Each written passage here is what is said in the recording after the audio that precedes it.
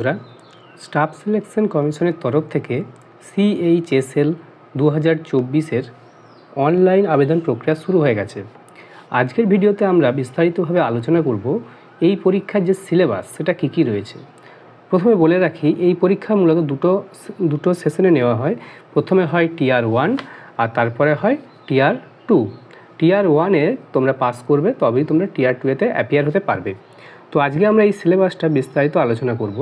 দেখো, প্রথমে রয়েছে Tier 1। এই Tier 1-এর যে syllabus, scheme of Tier 1 examination, আজকে আমরা Tier 1টা দেখি প্রথমে, তারপর Tier 2টা দেখছি। দেখো, এটার প্রথমে যে সাবজেক্টটা থাকে সেটা হচ্ছে ইংলিশ ল্যাঙ্গুয়েজ।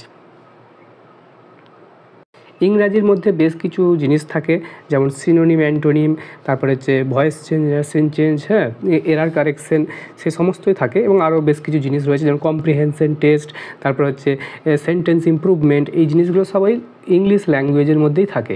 ওকে, ইংলিশ ল্যাঙ্গুয়েজে মোট থাকে 25টা প্রশ্ন এবং তার নাম্বার থাকে 50 নম্বর। ওকে, 2 নম্বর যে পেপারটা থাকে সেটা হচ্ছে জেনারেল ইন্টেলিজেন্স, GI নামে যেটাকে আমরা জানি। জেনারেল ইন্টেলিজেন্সে ওই সেম 25টা প্রশ্ন থাকবে, 2 নম্বর করে, তাহলে টোটাল মার্কস হবে 50 মার্কস। 3 নম্বর পেপারটা যেটা থাকে সেটা হচ্ছে কোয়ান্টিটিভ অ্যাপটিটিউড।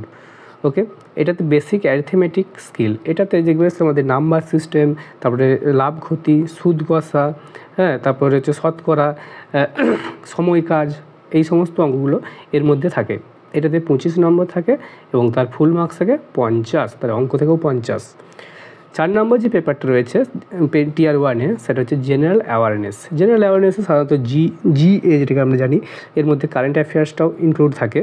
যেমন হয়তো বললো জাপানের রাজধানী কি, টোকিও, সেরকম এই ধরনের প্রশ্ন আসে। এটা 25টা প্রশ্ন থাকবে, 50 নম্বর থাকবে, 2 নম্বর করে প্রত্যেক প্রশ্নের মান। এবং এর জন্য যে সময়সীমা সেটা থাকে 60 মিনিট। 1 ঘন্টার মধ্যে তোমাকে এই প্রশ্নের উত্তরগুলো করতে হবে। ওকে, তাহলে বোঝা গেল এটা হচ্ছে তোমাদের Tier 1 অর্থাৎ ফার্স্ট ফেজের এক্সামটা। এটা কোয়ালিফাই করলে তোমরা অ্যাপিয়ার করবে Tier 2-তে। ওকে, এবার আসবো Tier 2-এর যে সিলেবাস সেটাতে কী রয়েছে।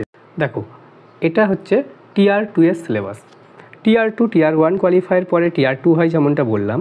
এক্ষেত্রে মূলত এক্ষেত্রে 3টে সেকশন থাকে প্রশ্নটার। দেখতে পাচ্ছ, সেকশন 1, সিমিলারলি সেকশন 2 আর সেকশন 3, 3টে সেকশন থাকে তোমাদের। তো এরপর আসি বিস্তারিত আলোচনাতে। দেখো, সেকশন 1-এ প্রথমে রয়েছে ম্যাথমেটিক্যাল অ্যাবিলিটিস। তো ম্যাথমেটিক্যাল অ্যাবিলিটি, এটাতে 30টা প্রশ্ন থাকে। যেমনটা আমরা ম্যাথমেটিক্যালের ক্ষেত্রে আমরা দেখেছি যে Tier 1-এ সেই ধরনেরই প্রশ্ন হবে, শুধুমাত্র লেভেলটা একটু হাই হবে। ম্যাথমেটিক্যাল অ্যাবিলিটিতে 30টা প্রশ্ন থাকে। ওকে, আর তারপরে রয়েছে রিজনিং এবং জেনারেল ইন্টেলিজেন্স, এটাতেও 30টা প্রশ্ন থাকে। তাহলে টোটাল হচ্ছে 60টা থাকে সেকশন 1 থেকে। 60টা প্রশ্ন হয় তোমাদের সেকশন 1 থেকে। ওকে, তাহলে এর ফুল মার্কস কত থাকে? এর ফুল মার্কস থাকে প্রত্যেক প্রশ্নের মান থেকে 3 করে। তাহলে 60 × 3 মানে হচ্ছে 180 নম্বর। 180 নম্বর তোমাদের যে সেশন 1টার মধ্যে সেকশন 1টা পড়ে, তো সেশন 1-এ রয়েছে। ওকে, এরপর আসছি সেকশন 2। যেটা সেকশন 2 রয়েছে, এই 2 নম্বর সেকশন। 2 নম্বর সেকশনেতেও 2টো মডিউল রয়েছে।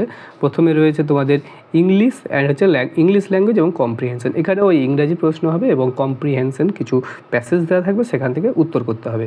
এটাতে থাকে তোমাদের 40টা প্রশ্ন থাকে। আর থাকে এর সাথে আর একটা মডিউল থাকে সেকশন 2-এর মধ্যে, সেটা হচ্ছে জেনারেল অ্যাওয়ারনেস। ওই GA যেটা বললাম, কারেন্ট অ্যাফেয়ার্স ওর মধ্যে ইনক্লুড আছে, এবং ওর সাথে তোমাদের যে সাম্প্রতিক ঘটনাবলী, তোমাদের সাধারণ জ্ঞান এর মধ্যেই পড়বে। তো এটাতে 20টা প্রশ্ন হবে এবং টোটাল তোমাদের নাম্বার থাকে এটাতে 60 নাম্বার। টোটাল 60টা প্রশ্ন থাকে। ওকে, তাহলে টোটাল 60টা প্রশ্ন, প্রত্যেক প্রশ্নের মান যেমনটা বলেছিলাম 3 করে হয়। তাহলে 60 × 3 মানে হচ্ছে 180 নম্বর হবে সেকশন 2 থেকে। এবং যেটা শেষের সেকশন 3, এটা মূলত হচ্ছে কম্পিউটার সেকশন বলা হয়। দেখো, এটাতে সেকশন 3 নাম্বার, এটা রয়েছে মডিউল 1। এটাতে একটা মডিউল দেখাচ্ছে, মডিউল হচ্ছে কম্পিউটার নলেজ মডিউল। এটাতে 15টা প্রশ্ন থাকবে এবং প্রত্যেক প্রশ্নের মান 3 করে। তাহলে 15 × 3 = 45 নম্বর থাকবে সেকশন 3-এতে।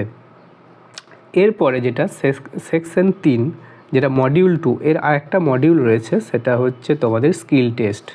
এই যে মডিউল 2 স্কিল টেস্ট আর টাইপিং টেস্ট মডিউল, ওকে। এটাতে তোমাদের টাইপ করতে হবে।